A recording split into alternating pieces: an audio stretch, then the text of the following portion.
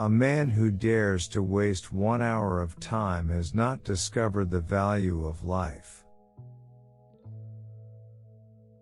A man's friendships are one of the best measures of his worth.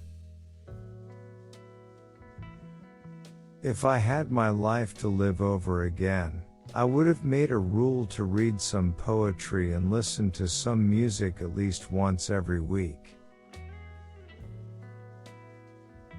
The love for all living creatures is the most noble attribute of man. It is not the strongest of the species that survives, not the most intelligent that survives. It is the one that is the most adaptable to change. It is impossible to conceive of this immense and wonderful universe as the result of blind chance or necessity. We stopped looking for monsters under our bed when we realized that they were inside us. I am not apt to follow blindly the lead of other men.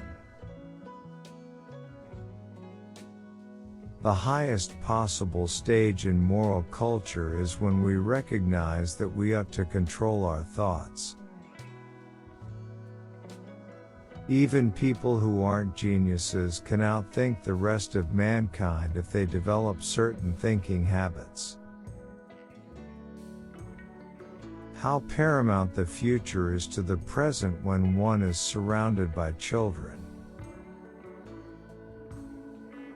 A moral being is one who is capable of reflecting on his past actions and their motives, of approving of some and disapproving of others.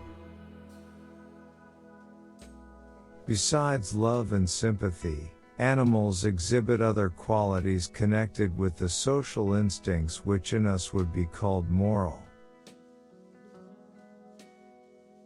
To kill an error is as good a service as, and sometimes even better than, the establishing of a new truth or fact. Great is the power of steady misrepresentation. The most important factor in survival is neither intelligence nor strength but adaptability. The world will not be inherited by the strongest, it will be inherited by those most able to change. It is not the biggest, the brightest or the best that will survive, but those who adapt the quickest. One general law, leading to the advancement of all organic beings, namely, multiply, vary, let the strongest live and weakest die.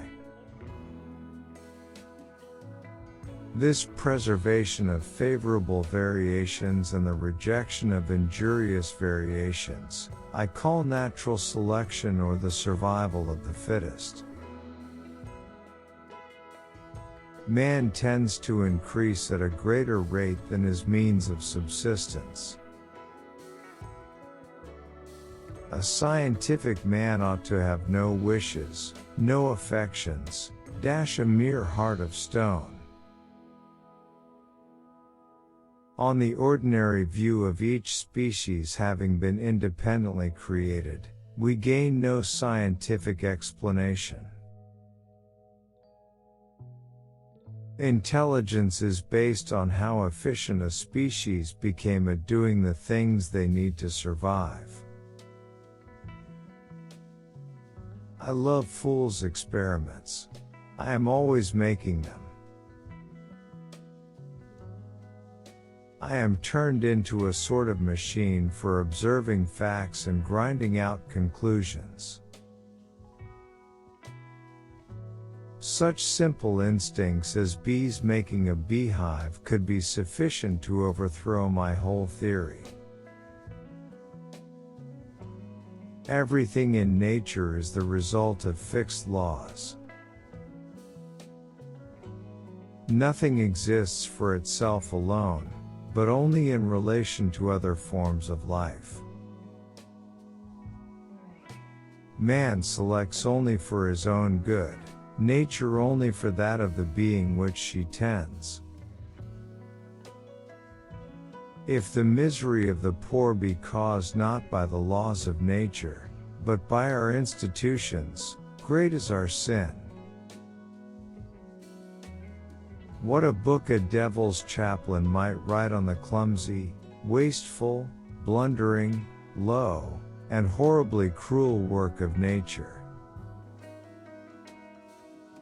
An American monkey, after getting drunk on brandy, would never touch it again, and this is much wiser than most men. Animals, whom we have made our slaves, we do not like to consider our equal.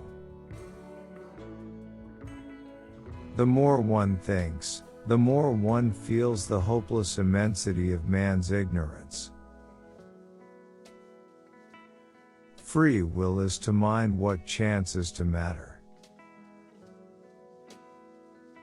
I see no good reasons why the views given in this volume should shock the religious views of anyone.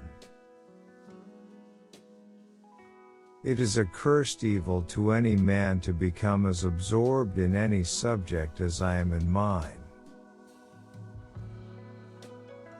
Blushing is the most peculiar and most human of all expressions.